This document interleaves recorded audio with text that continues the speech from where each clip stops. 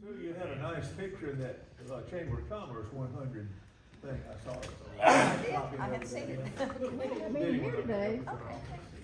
Let's get started, guys, girls, ladies and gentlemen, and we don't have quite as many people, I don't wanna get notices or what, but I just wanna run through what we're doing and what we've been getting completed. There's a lot of materials up here on the table, such as the posters that will be sold out there, souvenir posters with the history on the back of the churches, and agriculture, and education, and geography, etc. And the miniature of this is what's gonna be given to the kids that take their passport, which Scott is developing, and go through and get stamped off at different locations. They'll get a souvenir this side to take back home with them. Right now, we're building a program, I think, soon. Are you gonna show? I've got the pieces of it that have already been stamped and agreed to. Okay. I'm filling the rest of it. You want me to bring that up? Well, if you can. Yeah. We're not in any order, just got a lot of different things we got going on. We got a little over a month and a half to get all this put together, and then it's gonna come together, if you will, so.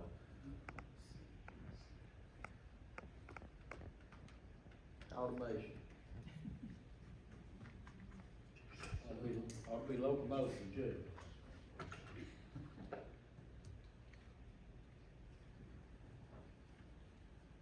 This was from what Sue had already been working on for the program. I just have a placeholder there right now, but the color guard kicks off at 10:30. Revolutionary War to start things, since David Wilson is the namesake of Wilson County. The dignitaries probably start somewhere around 10:30, 10:35. We have a native ag exhibit unveiling on the back over the buildings at Fiddler's Grove with the state archaeologist and a representative of the Creek Nation. And then at 2 o'clock, the monument unveiling. It sounds like we've got some more dignitaries coming to speak to that. We're gonna talk about that in a minute. Music-wise, we already have the doo-wops lined up, and they'll be placed in there. I believe we had them at 11:30 they'll be in, and then Vicky and I and a guy named Kevin over at Fiddler's Grove are filling out the other music thing in between. So these are like the main starting point, 10:30, dignitary speaking, and then going from 1 o'clock, 2 o'clock, and then the rest of the day is gonna be just having some music playing here and there, and all of the Grove up and running for people to kind of go through a tour. Food truck should be set up as a food court area in front of the general store.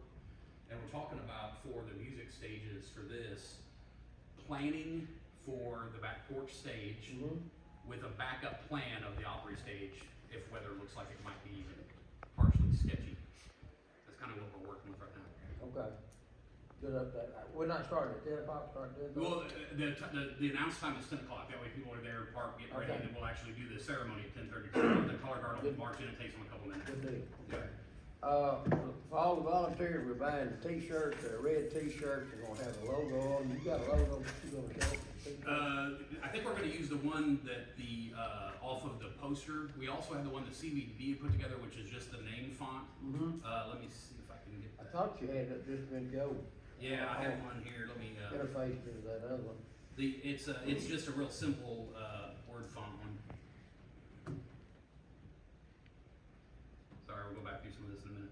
This is the one that the county uses, that the mayor's office uses The on their celebrating newsletter. 225, the county? Yep, and then, celebrating one, and then there was also, on that banner right there on your poster, that top up there, the Wilson County with the little ribbon that says 225 anniversary, that's a graphic with the lady from Creative Graphics that should get us a good copy of it. So right now, we're playing with those two, or just the word font one that the CBD gave us, it just says Wilson County, but that's why I'm trying to work with them to get that webpage finished, because then we'll have exactly the one that will be on everything. The two things that I really need to know is shirt, name, shirts, sizes, excuse me, and how many people gonna be there. We're gonna have meals for the volunteers, go up to the, go use the, veterans building. For the volunteers will be. So I need a head count for that. I need, what size shirt you wear, what size shirt you, whoever, you know, so.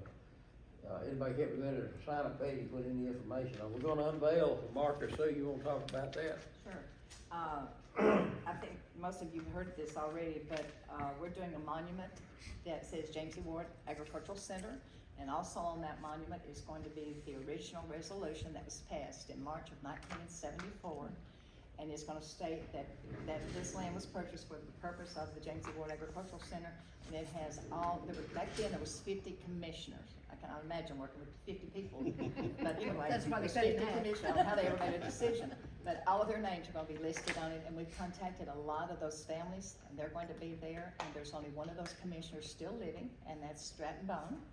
He's going to be there, and also we've tracked down Mr. Ward's daughters. I talked to one of them, she lives Sassy? in Huntsville, Alabama. Sassy, yes. Sarah. I called her Sarah, and she said, I'm sassy. Okay. Everyone knows her sassy. And so she's going to be there, her two sons are coming, and her other sister Rosie, Miss Rosie lives in an assisted living in Mount Juliet, and if she's okay, they're gonna bring her that day too. So we're gonna let them do the unveiling, and it just gives me chills to think about that's going to happen, so, and that's gonna be right by the Expo Center. When you drive into the Expo Center, there's 3 flags to the right, so we're right in front of those flags. And just remember, when they had 50, just imagine having 2 of Jerry on there. I don't wanna think about it. Thank you, Linda. You're so kind, you know. Well, there's a lot of excitement about this, and, I'll answer for that. we've raised all the money to do it. It's costing about $8,000. The county did not want us to spend any money on this monument, so we are not, we've raised the money. So It's paid for. it's paid for. Okay, in addition to that, right after that dedication, we're gonna talk just a moment about the courthouse, this being the 5th courthouse we have. And this courthouse is 56 years old as of now.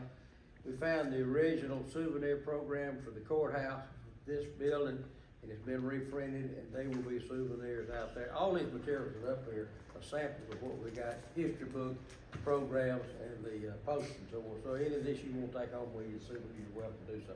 But we'll talk about that in just a minute, and then let's get those out.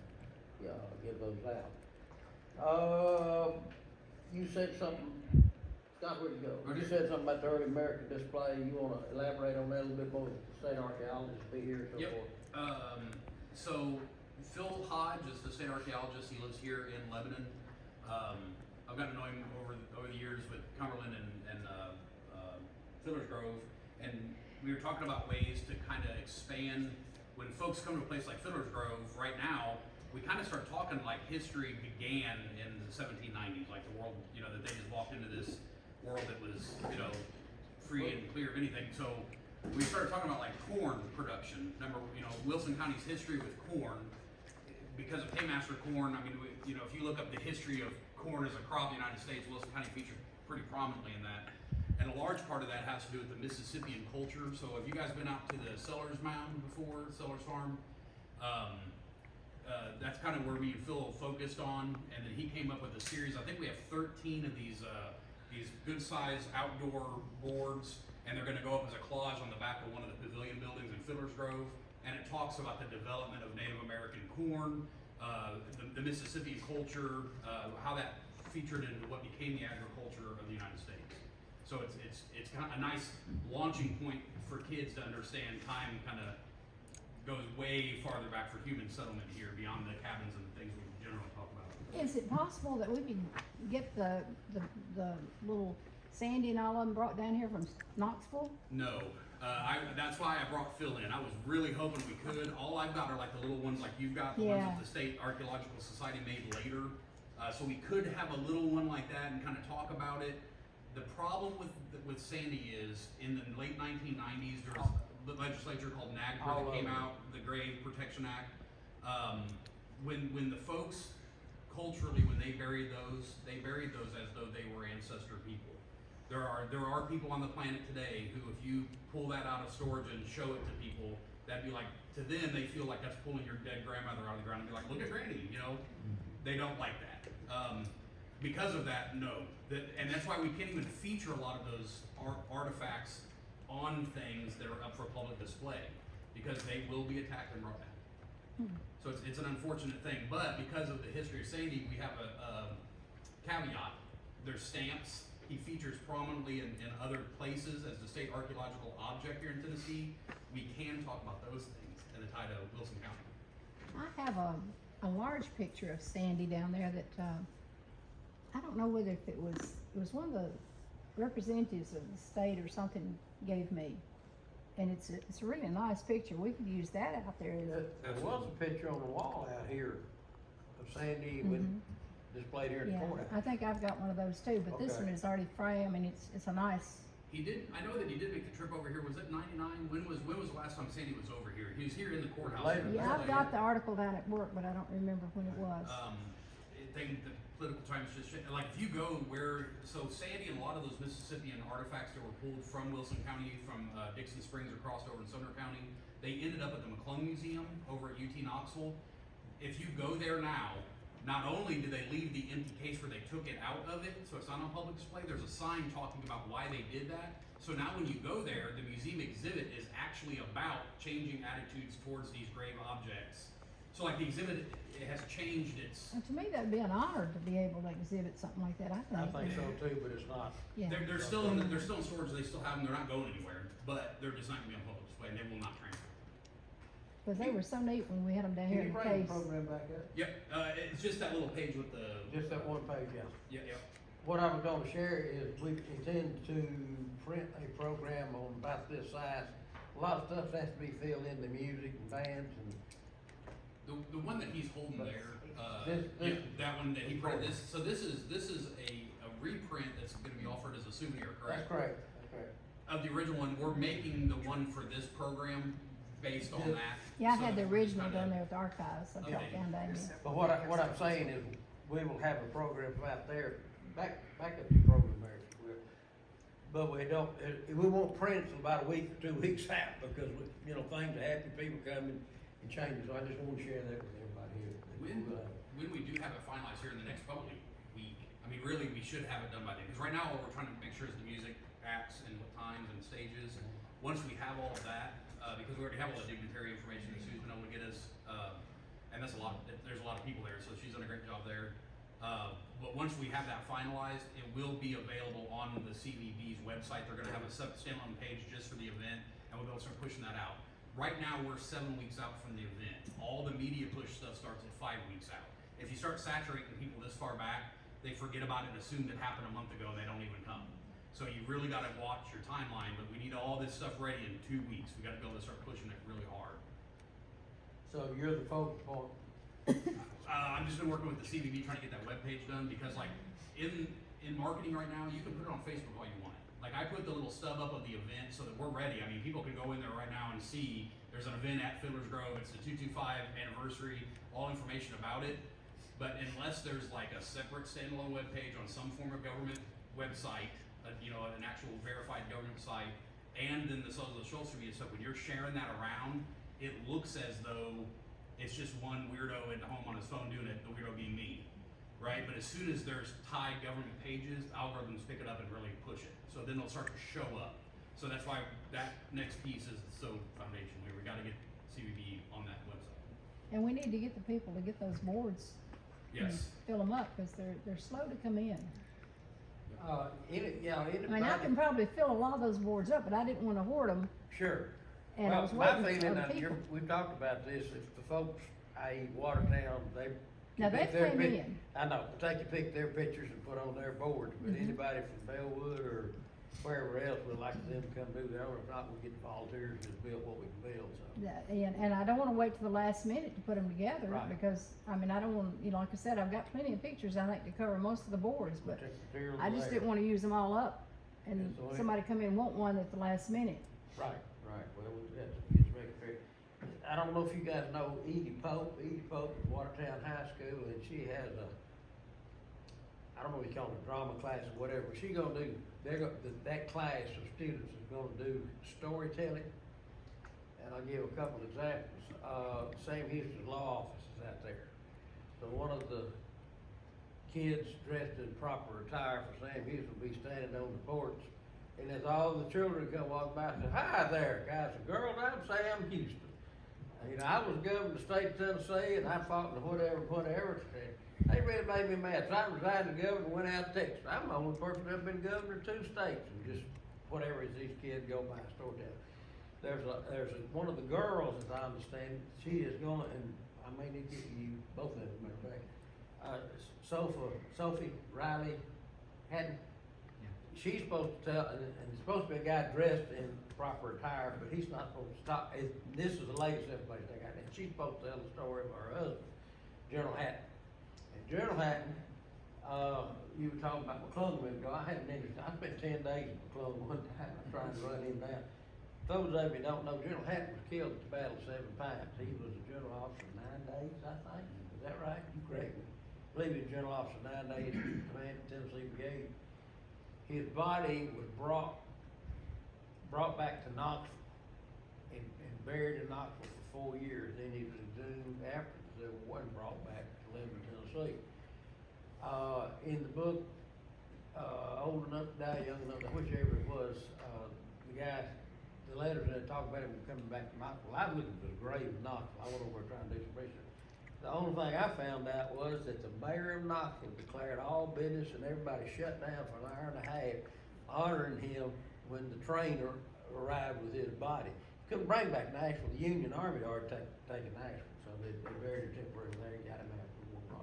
And my great granddaddy was at 7 Pines when he was Pardon? killed. My great granddaddy Really? was there. Mhm. 7? Okay. It's in his questionnaire. Okay.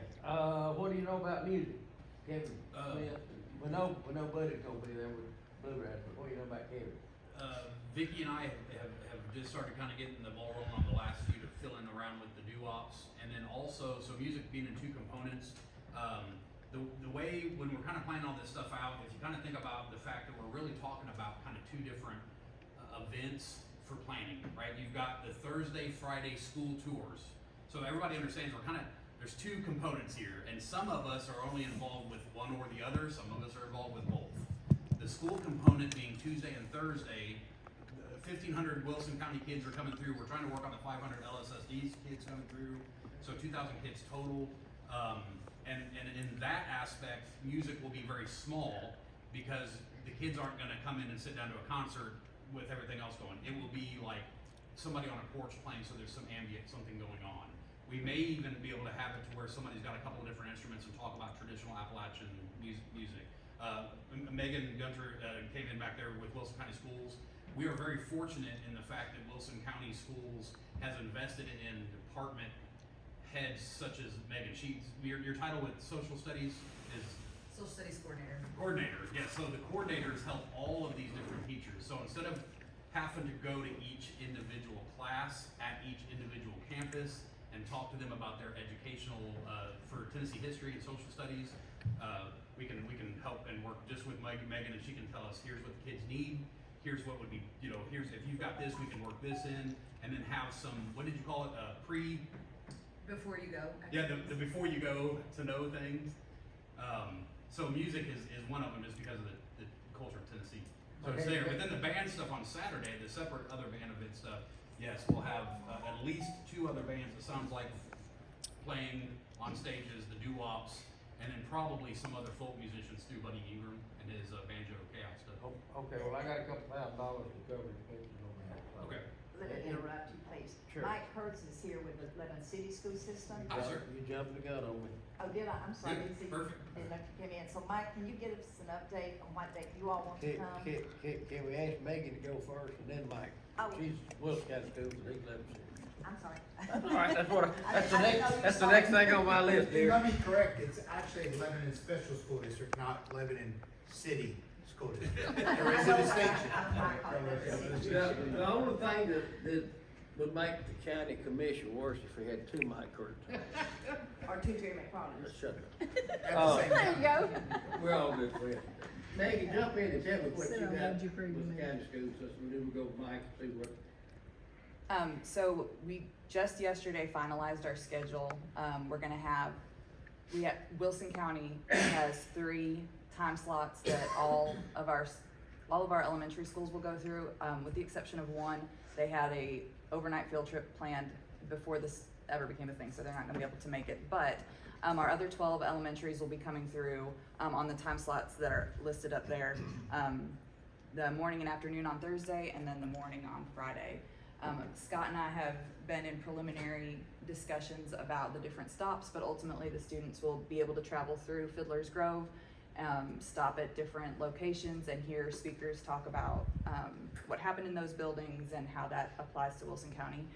Sitting and after speaking with Scott and listening now, my plan is to create lessons for the students before since they're coming on Thursday, if it's something small, they can do Monday, Tuesday, Wednesday, leading up to their visit on Thursday or Friday. That will kind of give them some background. At this point in their education, in 3rd grade, they would have learned about the Mississippians and the early Tennesseans. In 4th grade, they start with the American Revolution, so they are probably in the throes of the Revolution right now in their class. So as far as Tennessee history goes, that's where that's how Fiddler's Grove fits real nicely, time-wise.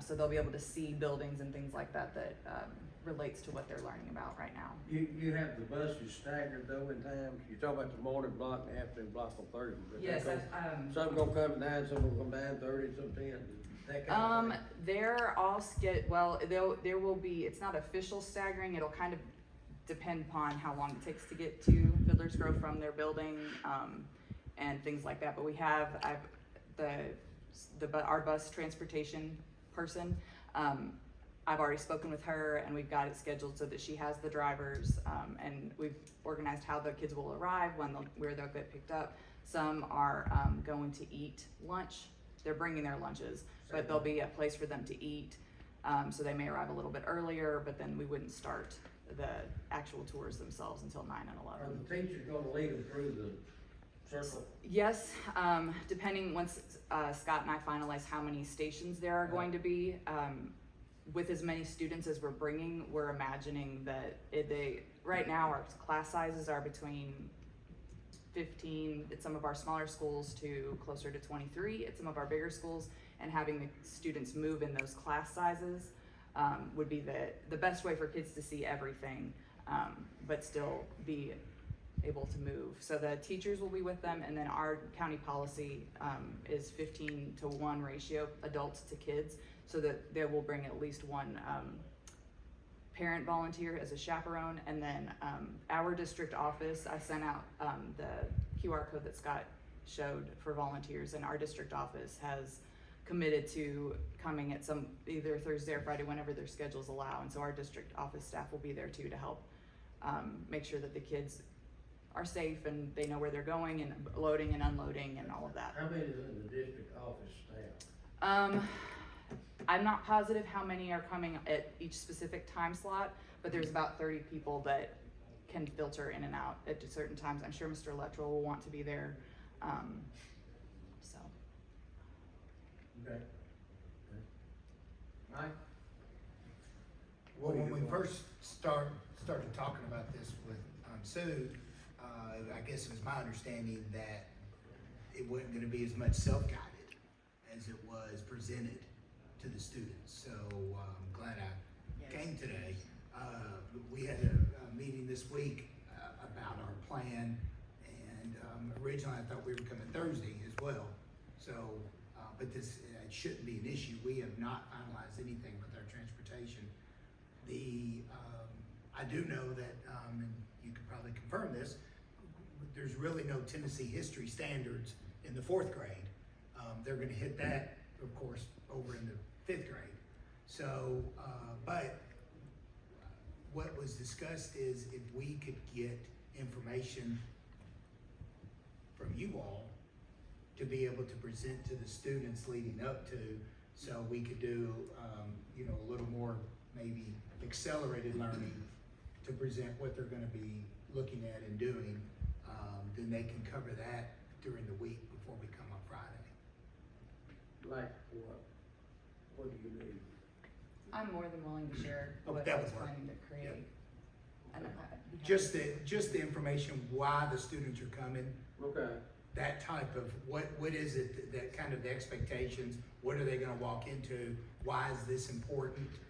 To go ahead and cover that leading into coming on Friday based on, if they just show up and say, hey, we're gonna go find out about the history of Wilson County, if I was a 4th grader, I'd be like, I'm gonna miss school, so that's great.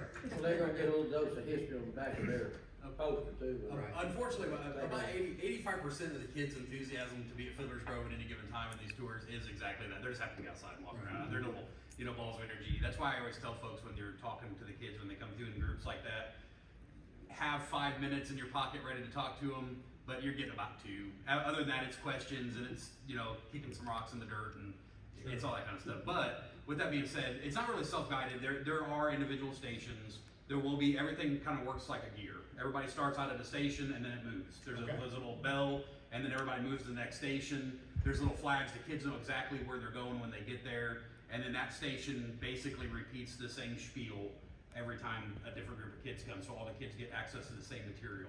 And I've just been working with Megan with making sure that we've got all the stuff for the preliminary, the know before you go info. So yeah, you'll have it. And then like for high level, like about the 225th and like why the county's doing like that kind of stuff too.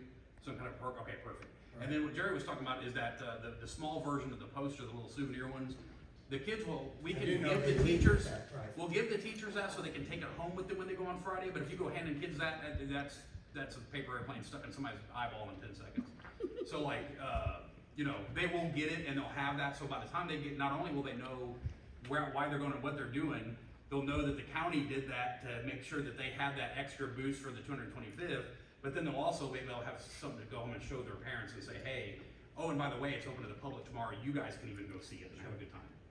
So that's kind of the hope there. That worked out good, giving it to the teachers and let them take it and give it to the kids. Always, yeah, it's It was always good better to, back if you this go summer. giving kids something when they're gonna go sit down and eat lunch or do something else, They're gonna that like an thing, airplane. the bus drivers will hate you for the rest of their lives, because that's not. Do we actually do a passport if 15 kids No. come through, just take 15 of those, No, give it to the teacher? the passport, it will be there for the Saturday tour, Uh-huh. but it will be for the teachers and the ones that are walking around, so they know exactly where they're going and what's at that station, if that makes sense. Well, It just becomes their does, tour but I guide. thought if the teacher brought 15 kids through, when she gets ready to leave, give her 15 of these, Yep. she distributes them back at the classroom, and the kids take them home, put them in the That's- take them home. Exactly, yes, sir. I thought something on that, or I'm not, No, that's perfect. 100% on that. We'll have plenty of people here, kinda like we do, I know Wilson County does as well, for, whether it's the Ag Day or whatever we come to, we'll have plenty of people, and we can mobilize people probably quicker than Wilson County because we are smaller. Right. And we're all central, right around the Ag Center anyway, so About how many fourth grade students do you think? it's roughly about 500 is That's- what we're gonna. That's why it almost worked out. I mean, it really, guys, could not have been. It's like peanut butter and jelly, because like it really perfectly blended out to a little bit less than 500 in each one of those blocks. So that's. And then we'll stagger them, so they'll be staggered 10 or 15 minutes anyway because of transit time. So even if our buses are there waiting on the students at the same time, by the time the kids get loaded and they're here, or they're there, then it'll be a 15-minute stagger anyway. Okay. We have done something, and I want Sue to talk about it. Phil Ponder has done a print. Will you show that, Sue? The artist Phil Ponder, who did the skyline of Nashville, did a print. I told you earlier that we're gonna give out, samples of this courthouse's souvenir program, formal dedication, West County Courthouse, to the jail, 1968. Well, Phil has done a print of this courthouse. They are for sale, and I think out of the 100, you got 10 left. Well, we did 25 for each commissioner, and they bought theirs. We didn't give it to them, they bought theirs. And then we've done another 50, and we only have 10 of those left. They're all signed and numbered, and then he's doing another 25 that will be signed. They're not going to be numbered. Unfortunately, his wife passed away recently, and he's a little backlogged with it, but we'll have those the day of, if not before. So all total, we've done 100 of these, And how much are they? 100 each. And I want you to come look at the detail on that when we're through here, or pick up any. Has he got the bird on there? Pardon? Did he put Find out, see if you can find the bird. When you can put 26 bricks to the inch, and you can see every one of them, that's a fine deal. He did the Veterans Museum the same way, they said Yeah, it he counted the did. bricks. He's done the expo, he's done, yeah. He he's done- paints with one bristle. Do what now? He paints with one bristle. Really? Cause he did 3 for Castle Heights. And understand the county government is financing everything we're doing, but everything is, when we sell these, or sell souvenirs out there, or the history books for $5, that all goes back to the county coffers, and goes back into replace the money. So it's just a swap and having a celebration. So with that said, we need to go around the room and see Linda, let's just start with you, where you are, what you are, do you need more help building the boat? Oh, wait, do they, can I pass Well- this sheet around for everybody to put their name and their t-shirt? There's a big pad here on the Oh, I thing. didn't know you had Once you one. get the big pad, pass it around.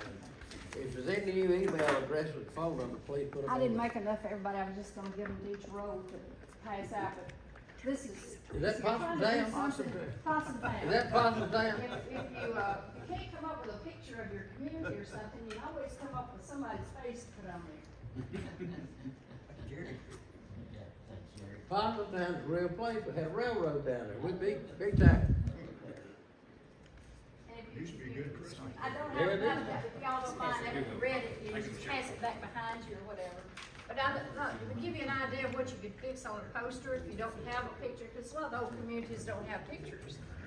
And- We're trying to refine these, if you will, we got 50 boards plus the president will have to do an 8 boards for them. And we really wanted the communities, the Statesville and the Noreen and the Gladeville people to come in and select their pictures and put them on the board. But there should be 50 of these boards plus 8 at the president house or whatever on display in the 4-H building.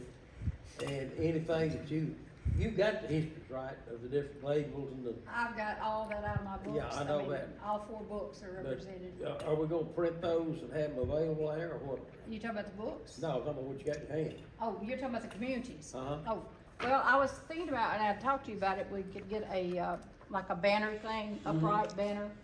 And I've got over 240 something communities that are in Wilson County, and that's not all of them, because I keep thinking of another. But we Original put all old these communities. names Many on of there to them. kind of represent our county from way back. Many of which don't exist. No, like Thompson Fort was Watertown, you know, how many people knows that? But I thought it'd be kinda neat, cause people's gonna question that and say, well, where was that community? Now, Dodo bird. that'll make them come in and find out. Yeah, okay, okay. Okay, anything else, Sue, Linda, you need? No, it's just, I wish everybody would come get their boards so that I would know how many I could fix, Okay. you know, with those histories like Please, I thought. please share with everybody to come and help with that. Sir, you have anything? Sure.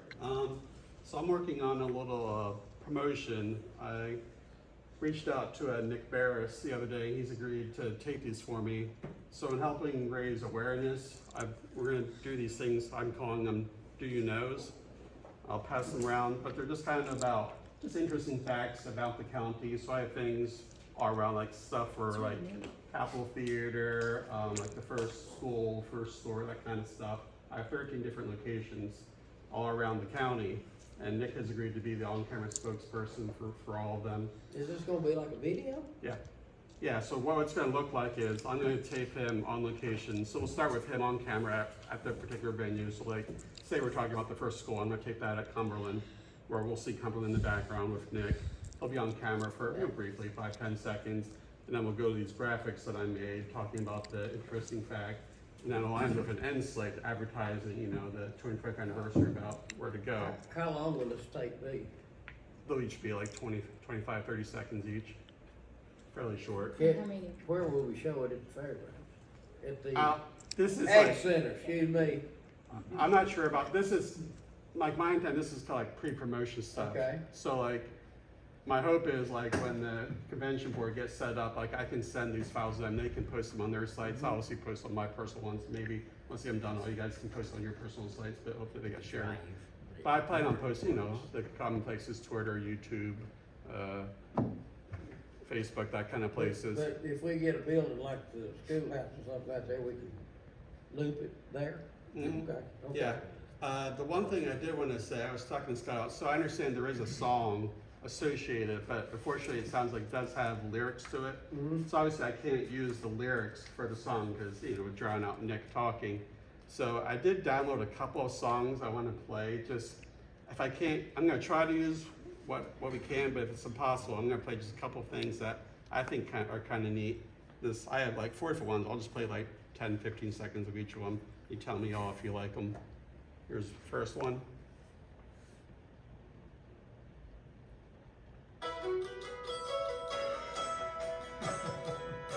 Let's dance, Sue. Let's dance. So that's one. We need a fiddle song now for Eddie They're all a little bit Jacobs. different. Here's the second one. You on target.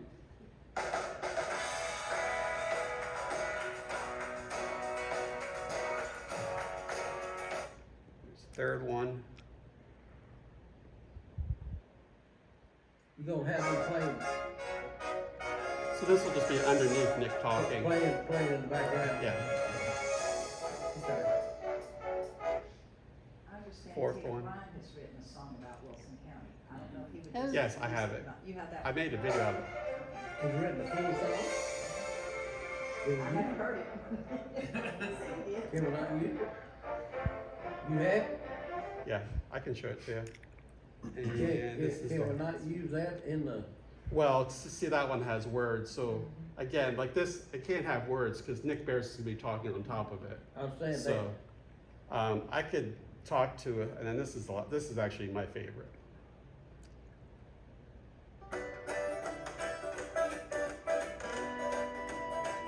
we'll do that too. I only saw Jerry threatening to butt dance on the first one though. Yeah, You like the first one? okay, I'll pay to see that. well, we need to Go get do it on Tick. Coleman. This was the first one. Tick ought to come back there and play it. Bill Monroe or Ricky Skaggs. Well, that goes along with Peter's Grove, though. Right. This is called Tennessee Lightning. Is that everybody's favorite? Sounds good. Tennessee Lightning? Yeah, let's. Yeah, I'll talk to Tech because I have, I don't think I have it on I'll here. get Tick to come out there and do a little porch playing. Hold on, I might have it Does here. he have a band?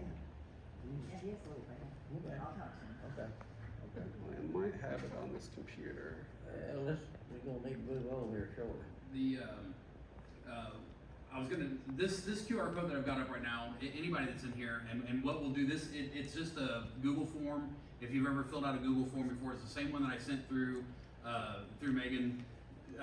It's just a real brief little thing. You can scan it and use it from your phone right now. You can do it on your phone. You can do it in an email. We'll send it out through Beth. Okay. So that it goes on the distribution list along with the talking points of what we've been talking about. If it feels like a lot, don't worry about it. You'll have notes. But you'll be able to go through and it just asks you like 4 questions. It's real simple. It's like, you know, what's your name? What part of Fiddler's Grove are you wanting to be in during the event? And then shirt size, that kind of stuff. So just real brief, quick, same stuff. And that'll just give us an automated list that then we have when we're putting that order in here shortly. So that's what the volunteer sign up thing is that you're gonna see coming out.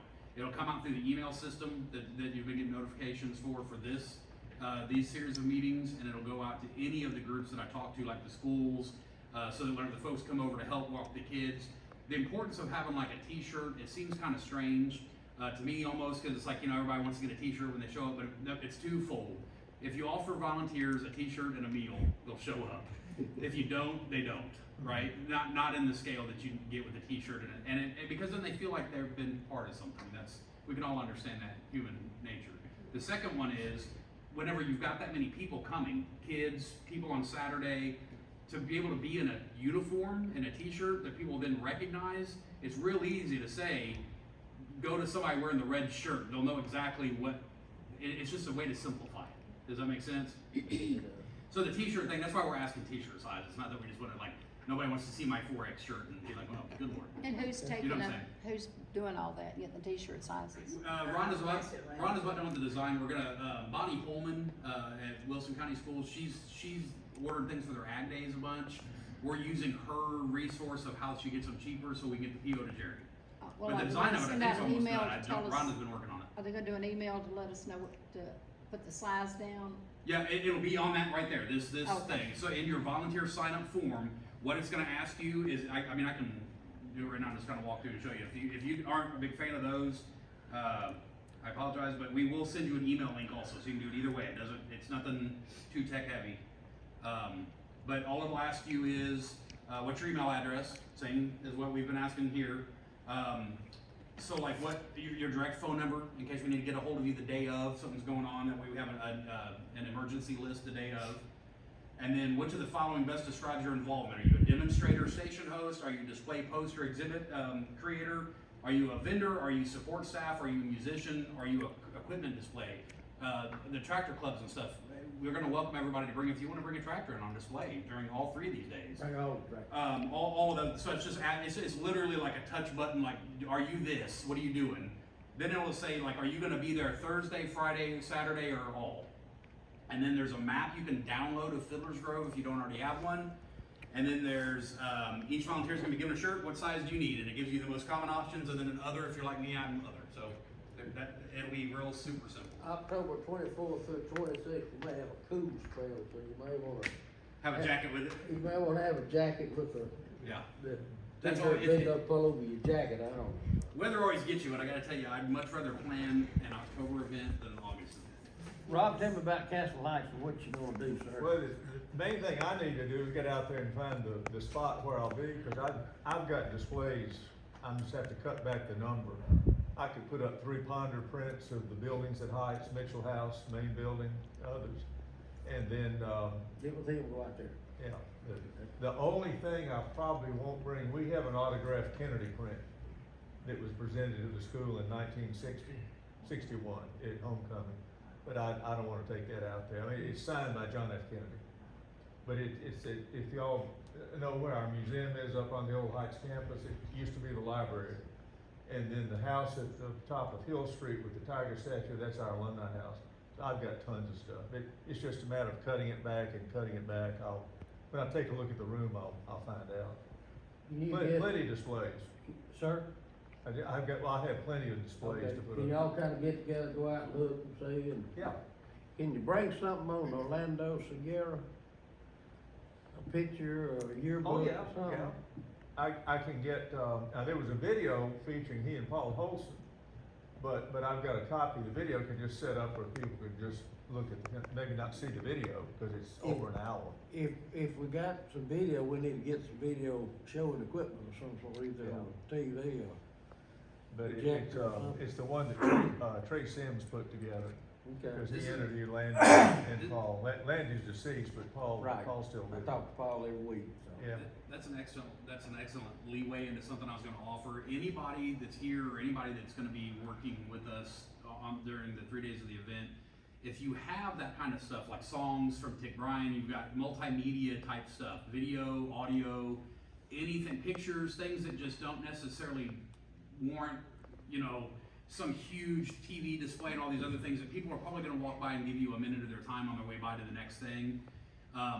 We can very easily embed these kind of little QR code things into what you're doing. Like, if you've got a picture of, here's a song by local Tick Bryan, they can scan it and we can link it to wherever it lives in the world. If it's a video that you've got on an old, Super 8, we might have to do a little digging and get that on YouTube, but other than that, if it's digitally available, we can make that available to anybody that wants it. They could just scan it or click through and touch it. Can we not, since you own Fiddler's Grove, can we not get, The county owns Fiddler. I know that. I'm just on a board that helps me. But you hereby been appointed, so, I got you. can you not come up with a building, just we put a TV and a player in Absolutely. there? Yeah, we can put one. So I've been I calling guess for we this. have to rent something, We've got some TVs. Okay. Fiddler's Grove, with having as many kids come through there, we've got multimedia displays that we use. Okay. Like, for instance, like we just put a brand new one in the Wheeler School. Okay. There's a multimedia thing in there about WEB Du Bois. So is the Wheeler School gonna be used? Yep, for all the whole thing, all 3 days, yeah. And, but what I'm saying But is. I'm looking for places, Well, Castle Heights to display. Yeah, no, we can definitely do that. I think the best place for Castle Heights and maybe for Cumberland and for these other institutions in the county is to be alongside in what that 4-H building is gonna be kind of the central hub where people will be directed to go first when they show up on the public day on Saturday. That 4-H FFA building, I'm kind of just calling the exhibit hall for right now. Because that's where we can put all these kind of things, and there's plenty enough space in there that we can broker everybody out the space that they need. So that way you're in a nice indoor controlled condition. You can come and set it up, on Wednesday, and it'd be okay until Sunday when you come to break it down. It's not like you gotta show up at 6 in the morning and start getting your stuff ready. It would be nice to have, say, Castle Heights and Cumberland side by side, because Yep. Castle Heights was originally a feeder school for Cumberland, Yeah, before it and- became military. And to me, it only makes natural sense to put together like an education spot. So that's where those displays are at, inside that building. Do you think that audio from one video would interfere with the audio from another, let you space them? It would, but the only thing is this, because of that, I think it's better to do it with having silent moving displays if you want, but if there's an audio component or something like that, then people that are interested in it, they can link through it instantaneously and they can do it on their own time or on their own device. You know, once upon a time when you used to go to like the Hermitage, you know, if you weren't taking a guided tour and you didn't have some guy that was gonna walk you around in period dress and talk to you at every little stop, you remember you used to have to rent those little things that you put in your ear and you walked around like a weirdo like this, listening to this thing, and you'd stop and you push a little button in when you got to this stop. That little tiny QR code that costs $0 to make replaces all of that, because we all know that everybody carries a supercomputer in their pants, right? So like, there's just no reason to not be able to share that kind of information to people, right? But I guarantee when he's walking through, he's with somebody that does, right? So my point is that like that's easily overcome. Don't let things like media, like, oh, I've got this video, I've got this, and I really want it in there. No problem, we'll help you out, we'll get it on there, and you're good to go. Then we can also say on there that like each one of these spots, we can have a little link on that webpage they're gonna make us. So if you just say, visit the link page later, they can go on there, they can click, and they can read anything that they want from any of that stuff. So any of that material you've got, we can house that easily on the web. That's no concerns. I have a question. All these boards, and they're huge, they'll have to be brought out there earlier. And then we have to worry about rain. Wednesday. Yeah, but we No, have to they'll worry be in about the- rain. They'll be in the FFA 4-H building. Yeah, In but the getting center. them in and out, because the rain would ruin them. So Right. they got Yeah, to I mean, sprinkle them. you just have to time it. So is there a way maybe they could be brought, say if it rains in the forecast for Tuesday and Wednesday, we could bring them on Monday or something? Absolutely. I've got some big bags we cover with. Put 10, 12. And we can get you pretty close to the door and And what also building will they be in, do you the know? FFA 4-H building, the big red barn right when you're walking into Fiddler. And right across the you fence should have there. got 20 additional, easels. the Oh, I other day. did. Now, the rest of them are still at finance.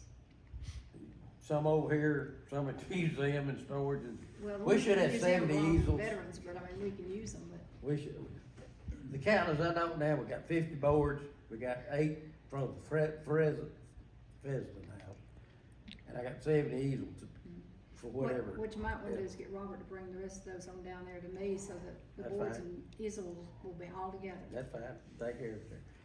Tell me about the tractors and the, Sawmill, we got enough logs to run the sawmill, so Okay. we're gonna be able to run it, on Saturday. and on Saturday.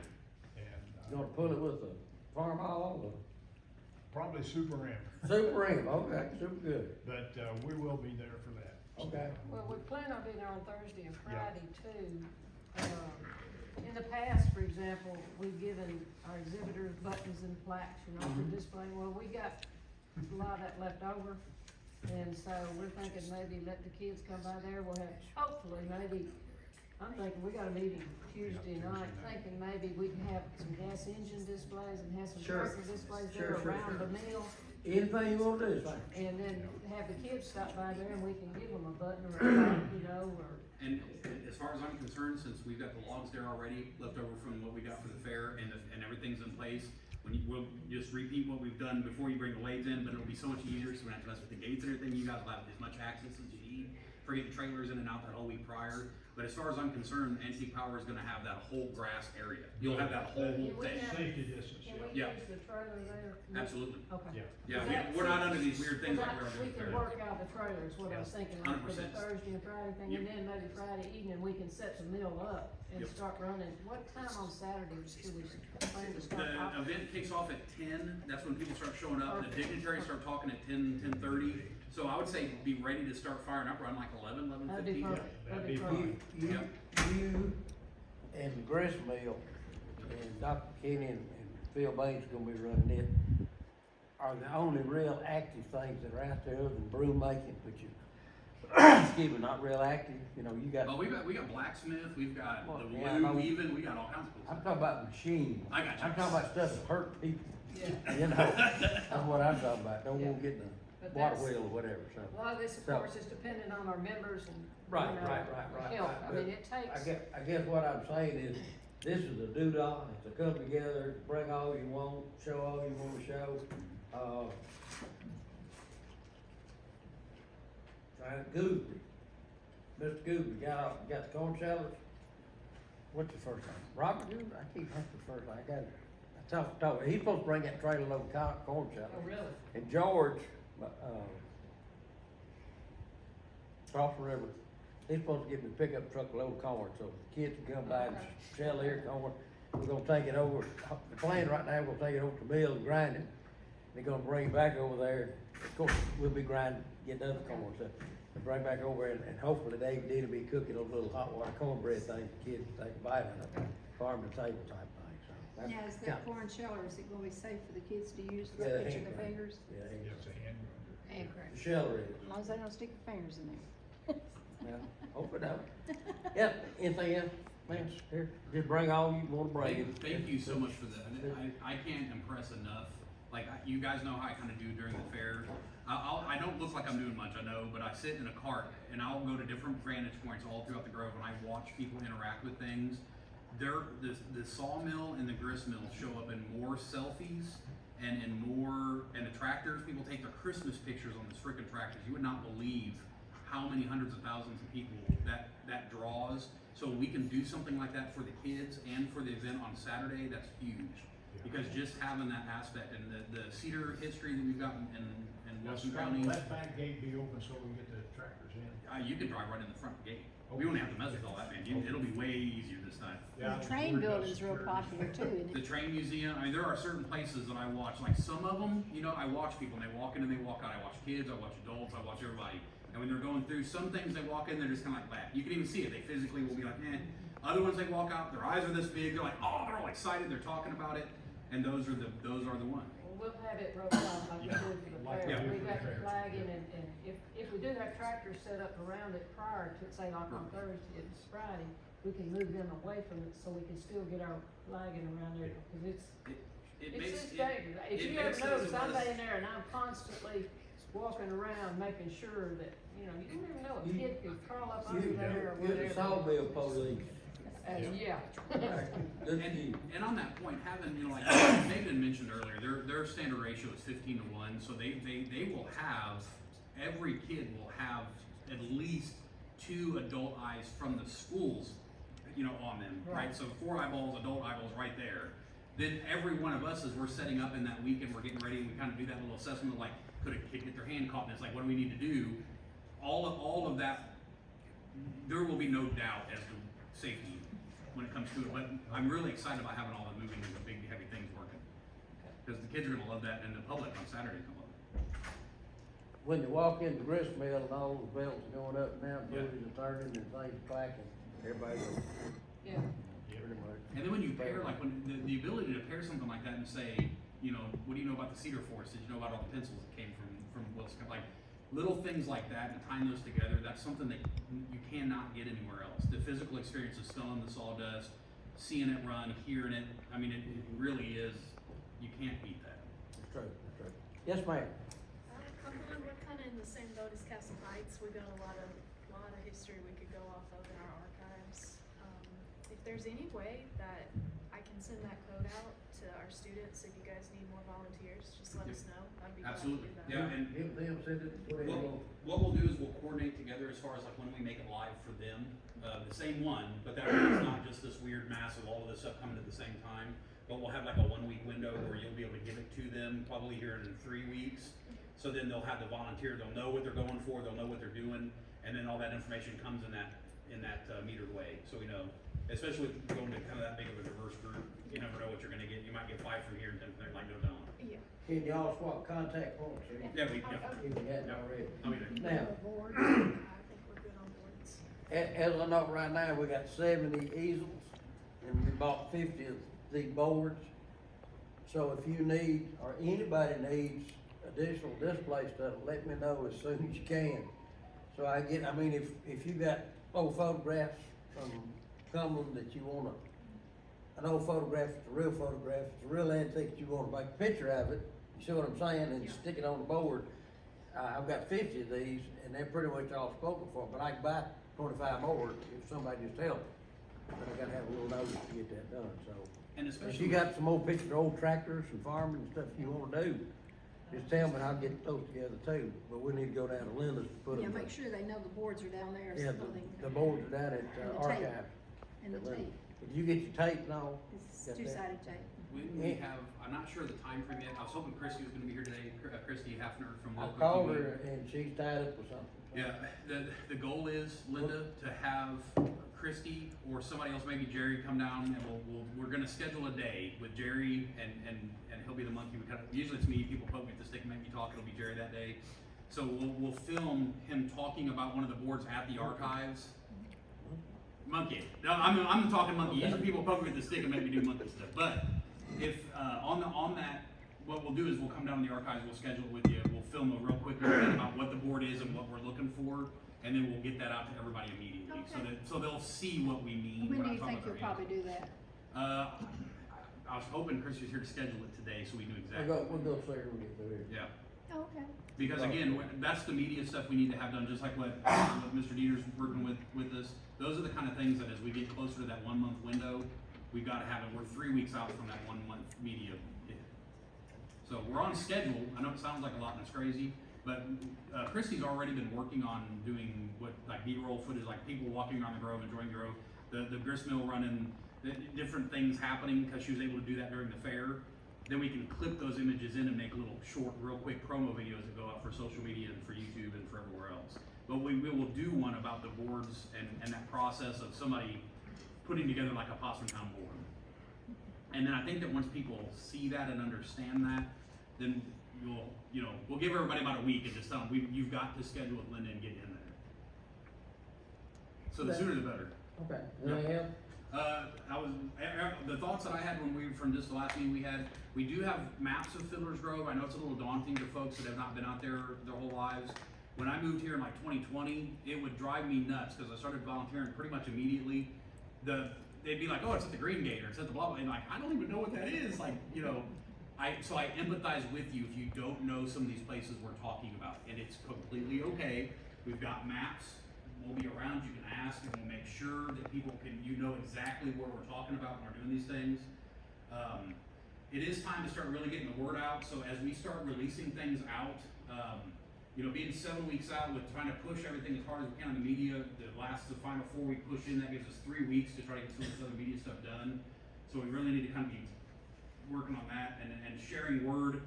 One of the easiest things you can do is if you're on Facebook, there is a event in Facebook now for the 225 event. You can share that easily. You'll start to see it on all the little local groups. If you've got a Facebook group or a page, share that out there so people know that that's how they can find more information, because that'll have a link to the website, and it'll also tell them like dates, times, all that kind of stuff. This is just for the Saturday public event, but it's easily shareable. Before, let's see, it was back, you guys were on Coleman and Company one time prior to when I went on there with you just a week If we ago go or around so. again, Yep, so these are the dates for Coleman. So these are other things you can share with people. If you just tell them, hey, they're talking about it on the radio, share it with anybody in your group, your friends, family, everybody. We've already, I was on with them on the 27th, and Coleman was generous enough this time to schedule back on Wednesday, those 2 Wednesdays. Is that right? So that's part of the media thing that'll happen, and then we can share that information out. CVB, did you get the dates? You had the dates already, didn't you? For the Coleman show? Yeah, I was just gonna share it, 7:30 on the 11th of this month, which is next Wednesday, and then 7:30 on the 9th of October. Pardon? Coleman, yeah, and anybody wants to be on there, wants to add a little something to it, I don't care, you welcome to come, put in 3 or 4 words, if it does, it'll take over, I don't care, so. Or even if you don't want to, like, Diane didn't come last time because she didn't feel like getting up that early and making it across to Coleman's to the radio station. If you've just got something you want to hear, plugged or said as part of your meaningful, being part of the program, we can get it in there. Okay. Coleman's pro at that. The CVV were, again, all the information is ready. As soon as Jason kind of gets me to sit down with the webmaster, then we can get that page up and running. And then if you have, like, the archives, we can link through to the archives website. We can link from there as a basis point. So organizations like the Sons of the Confederate Veterans, your Facebook group, your webpage, anything that you have, that kind of stuff, will have, like, your name will be hyperlinked on that page. So it'll be like, here's who's in the schedule. And then we can link from there so people know where to find your information as part of this event, if that makes sense. So you don't have to wait on me or on us to get information together in a digital way. If you already have it in your Facebook groups or your web pages or anything that you already maintain, put the information there, and then we'll just link to it to make it much easier on everybody. But then that way the public has access to all this fun stuff. The Wilson County TV, Christy, has really hit the ground running. She's come out and filmed a couple of times at Fiddler's Grove already. We're trying to get together, we'll schedule with Jerry a day to kind of go around and just have the county historian, talk about some different things. We have little promo things that we can send out, very much like, you're doing with Nick, Barris, which that is amazing, by the way, thank you for that. The county has been sending out on the Mayor Hutto, he sends out his connection newsletter. They've started to kind of put stuff in there as well. We'll link to that to make sure that people have as much access. So any of these email distribution lists that you are currently on or you have access to, please let us know so we can start sending out as much of that information as possible. We'll be able to put together a real brief little thing about what the kids will be seeing that we'll send out for the kids prior to Tuesdays and Thursdays to the teachers, so that then parents know they can come on Saturday. Like that's a big part of the marketing for this. When you've got 2,000 kids coming, that means there's a bunch of parents that now maybe would want to come see it on Saturday. Like I talked about before, we're really talking about two different events, the Thursday, Friday, and the Saturday, two different things, so just kind of keep that in mind when you're putting your stuff together. We talked about the school, the way we broke that down, and the little schedule for it.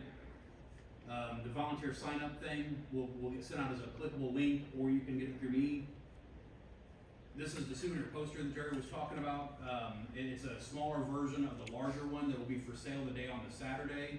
This one's the one that's for sale on Saturday as a souvenir of the event. And then the one that Jerry's got, the smaller one also, that's the one that goes out to all the kids. On Saturday itself, the exhibit hall is that 4-H FFA building, the big red barn, huge big front porch, beautiful inside, really easy to access from two different ways in and out of the Grove. People can go in there, they can get the information that we've got set up as an exhibit space, and then from there they can either go back out the front and end up over by where the music and stuff will be happening by the general store, and the exhibit stuff starts there. The food court area with the food trucks, or they can go out the back door and start the guided passport tour. We'll have those ready for the public. They can just grab one and go, and self-guided on Saturday. The only self-guided things on Saturday. Thursday, Friday is all tour guides. And then the program we were talking about, Sue's got, she's got a really nice list of dignitaries that's gonna kind of kick things off and talking. And then again with the 2 p.m. monument unveiling. This next week, we'll finalize our plans for the food trucks, the t-shirt sizes, the musicians. So we've got to get that volunteer form out as many places as we can here as quick as possible to get sizes. We talked about once we know exactly how many we need for the volunteers, like if you wanted to order more, and then we would have that in case there's late minute volunteer ones, and then we can sell the remainder to recoup at the event on Saturday. So Ron has already got the design, I think, worked out. So food trucks, I've been in contact with like 2, we'd like to have 4, I think is a good number out there that gives people variety, like some kind of a coffee type thing, it is gonna be October and cool, some kind of a dessert thing, and then maybe a couple of different choices for food. If anybody here is related to, owns, knows somebody, politically thinks it's a good idea to have this person, that person, or whatever else, just let me know and we'll make sure they get contacted first. But if there's no other preferences, we'll probably just start picking through the ones that I know are the most popular in Wilson County. Christy, down in the mayor's office, puts out an email every once in a while. They have a food truck that's coming by. She's probably got a list of them. Okay, yeah, and that's perfect. I like right now. Can we go down there and get through here? Yep, absolutely. And we're not, the county isn't necessarily charging that, which is such a nice thing, because a lot of these food trucks are approached and said, hey, why don't you come show up to this event? But then they charge the food trucks lot space to be there. You know, but with this kind of event, because we're welcoming the public to come and just offer that as a way to give the food public, this is a really good way for somebody to get out there. Gail at the Expo Center has a long list. Yes, I talked to her, she gave me her faves. So I was just gonna compare that, and like once we kinda knew which ones were the better ones, she'd recommend like hog pit, barbecue, fried green tomatoes, there's 2 other ones she gave me. And Scott, keep in mind, that afternoon at 4 o'clock, the Rotary Club is having a fish fry. You have to have tickets for the fish fry. So if you wanna stay around and go to the fish fry, I was told, they couldn't believe I was scheduling this anniversary. I said, it's Jerry that did it. On the same day as their fish fry, and I said, hey, that will help you. So if you can go to their fish fry. Can you buy tickets at the door? It sold out last year. Okay. Yeah, they were out pretty quick, if I remember right. This is the morning Rotary. You call group, right? some Rotary person. The souvenir reprints that Jerry's been talking about, those are really kind of a cool thing. I mean, I know it seems kind of weird that we're talking about reprinted this or reprinted that, but those are the kind of things that, like, you know, somebody that was at the event the last memorial event, and having that one from then, that's gonna be a real nice kind of memory job for them to have that. And then having those history books reprinted is an excellent resource. Those are the kind of things that anybody that's interested in history at all is gonna want one. I had mine personally signed by Mr. Jerry McFarland since he was on that reprinted, so. He offered on Coleman that he would, for a $2 bill, he would sign yours as well, if you'd like that one. So the call to action, you always end a presentation with a call to action, right? So, like Jerry was asking everybody, going around talking to everybody, anybody that's been in this room before that you know isn't here today, please reach out to them and let them know we're gonna send a follow-up email out through that same email distribution. Here's the high points, here's what we're doing, here's the timeline, media stuff starts then, those kind of things. But beyond that, and make sure those folks have, if they have questions, to get them back to us as quick as possible so we start working them out. The one that I would focus on, the red question there, is what do you need to make your presence at the event meaningful for the public? When I'm dealing with folks with history, like guys, if you've ever had to hang out with me in real life, you know how crazy I get in the weeds on some history stuff. I can go pretty deep in the weeds. But I've learned over time that other people don't give a crap. Pardon my language. So if I'm gonna sit and talk to somebody about the coolest thing in the world I think is amazing, they might not think that way. So what I'm asking folks to do is think about a meaningful presence for the public. So what do you think would get, if you're fishing, what bait's gonna catch? That's all I'm asking. So just really think about what you're wanting to put out in front of people and really process who's gonna give a crap about this. And I guarantee what it is that you're talking about they do, there's a good way to get it out to them though, right? And that's your area of expertise and your specialty. Nobody can help you do that. It's something you've gotta kind of figure out, hey, I think people would really like this. An example, here's an example. The blacksmiths. I think blacksmithing is amazing. I could sit and watch sparks flying off of something all day long and think that's the coolest thing in the world, to take a hunk of black metal and turn it into something amazing. Some people don't feel that way. Then magically a history show comes out on History Channel about Forged in Fire. Their membership jumped quadrupled and then over again. And now if you go in there and say, you know, here's a knife like they made on Forged in Fire 2 weeks ago, you can't fight people out of that room. So if you find something that you're into that has some other kind of cultural relevance that's kind of in the recent memory, use that. And I guarantee you'll get more people interested in what you're doing. That, you know, having this many people exposed and the things that we do as a community in whole, I travel a lot, and I'm telling you, like, there are more things happening in Wilson County that are amazing than anywhere else I travel. Like, I will travel all the time, but I'll never leave here because of that. You know, you guys with the sawmill, the history of Castle Heights, the strong public outreach that you do through the Sons of the Confederate Veteran, the heritage music, the amount of time and effort that somebody like Vicky puts into making sure that these bands and these musicians get in front of a public, the work that the school district's doing with the history and teaching the kids, nobody else is doing this. Like, I can't cheerlead enough for how amazing it is. And to be able to do all of this together in that kind of an event that the county's paying for, that's a beautiful thing. So like, we need to run it for everything it's worth. If there's somebody that's not been in these meetings, that you're like, I know these people, and they do something amazing. It's a big ground out there. We can find them a spot for a tent if we have to. If I can't pack them into the front porch of a building, we'll find somewhere for them. They deserve the right to come to an event like this and talk to the public and show them what's cool about them. I think So it's like- cool that all these kids are getting to be exposed to stuff in the county and school, city both. Because when I was growing up, field trips were my thing. And I still remember all of those, something about every one of them I think I went to. And it was such a great thing for the kids. Go ahead, Laura. I don't know how many of you remember the cemetery walks that we used to Oh, do. yes, love them. And that man sitting right there that played General Hatton, I will remember that all my life. My grandchildren remember when he stepped up behind General Hatton's tomb and started talking like he was General Hatton. My grandchildren's eyes popped out. He did a wonderful And job. especially at night, the way they did it. Yeah, I mean, it was wonderful. It was Spooky, spooky. No, But it it was was neat neat, very too. historical. I know it was. It was. Martin, what you guys gonna do? We don't have the cannon coming. They'll Okay. be here Friday and Saturday. And, You got powder? got powder, we're gonna boom maybe every 30 minutes. Are you going, where do y'all set up, back up by the mill, where you used to set up? We'll figure something out. We We have gotta have to watch safety. the way with the kids because of sound and Gotta have things that, safety though. right, but we will find a way to make that work. We think Scott's gonna put us in Ford's cabin. That's what we're working on. Alright. Uh, Wherever he puts is fine, we'll shoot the calendar where, out there, It'll have to be in the field somewhere. out there. We would definitely, on Saturday, 100%, we could definitely do it. With the school kids coming through and the way that the tours will go, we might be able to figure out a way to do one at one certain time maybe, but we'll have to work with Megan and work it out. But for Saturday, 100%, and please do that. now, Scott, we definitely be over at 1 o'clock on Thursday and Friday. Yes, on the weekdays, because the kids have to leave to get back to school. Okay. Yep, And Saturday is from 10 until what? 4 o'clock. 10 to 4. Yep, which is a convenient time to tell folks that if they didn't get enough in a food truck, they can walk right over and get some fish from the road. That's how we're gonna tell everybody. And we'll have, of course, our concentration is gonna be on the Civil War and Wilson County relationship.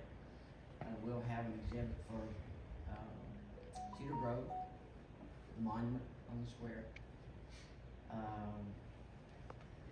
Probably, maybe the Battle of Lebanon that occurred, and, Hatton and Southern Tennessee.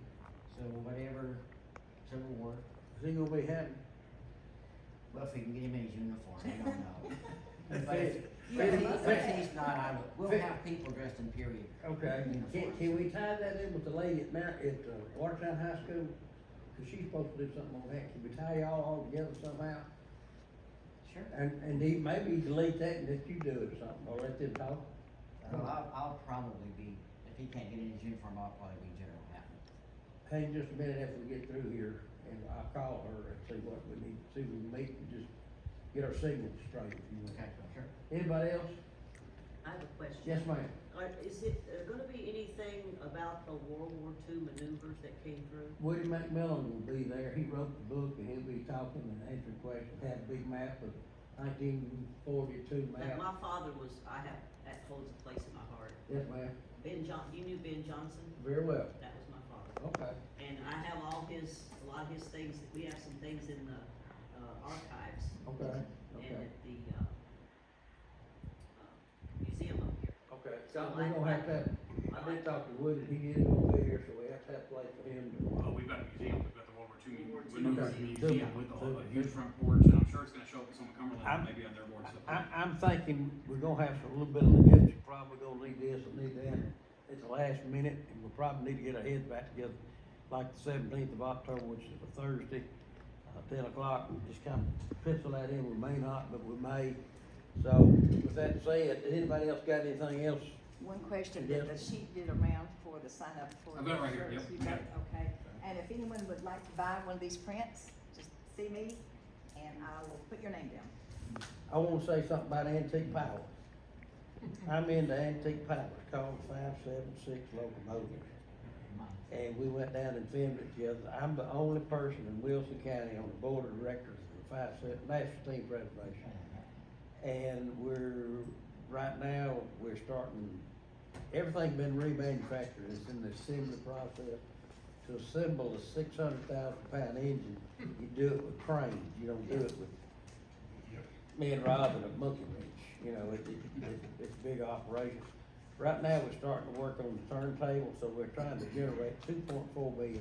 If anybody would like to make a donation, we'd be Just more write than him a check. more than happy to have, we got applications in for grants and other things. Jared, have you been to Steamtown National Historic Site in Scranton? I'm sorry, Have you been to the Steamtown National Historic Site in Scranton, PA? what is that? It's, they put together old steam engines. Where? Scranton, Pennsylvania. Oh, no, I have not. I used to live there. Oh, did you? Been Okay. there several times. Steam Museum. Steam Museum. All right, anybody else got anything? Yes, ma'am? Announcement, I'm sure most of you know this, but the same day as we're celebrating Wilson County, the Bicentennial Mall is celebrating their event. So they've got a lot planned that day also, so, Lot of I'm glad we activity. got ours started early and got our dignitaries early, and the governor's supposed to be here at 2 o'clock, so. Cedars of Lebanon State Park is also having their WPA day that day as well, which I think kind of a oversight of their part personally, because these are things they've been invited to for months up here, but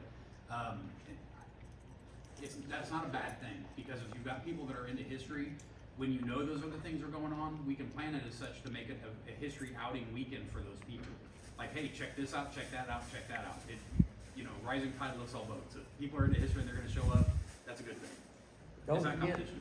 two things, we need the head count for meals, I need a head count for meals when I get to right about ball, and t-shirts, so who needs teacher. Anybody else got anything? I got, one other thing, what Yes, was ma'am. our budget on the music? Pardon? Our budget on the music, what was that? I didn't say how much. I thought you, I don't know if you said it. Well, I got $2,000-3,000 we spend for expenses, you know, we generally don't pay to play, but they got expenses coming, we can cover those expenses, you know, like getting ready, setting up, whatever, so just, if you have a band that wants to come and play for an hour or something, let me know what it is, and I'll try to get some expense money to cover, so. All right, thank you very much for being here, and any of this material you want. I do have Kick's song if anybody wants to hear it. I do have it on my computer here. Play it up. Give me your pick, maybe come.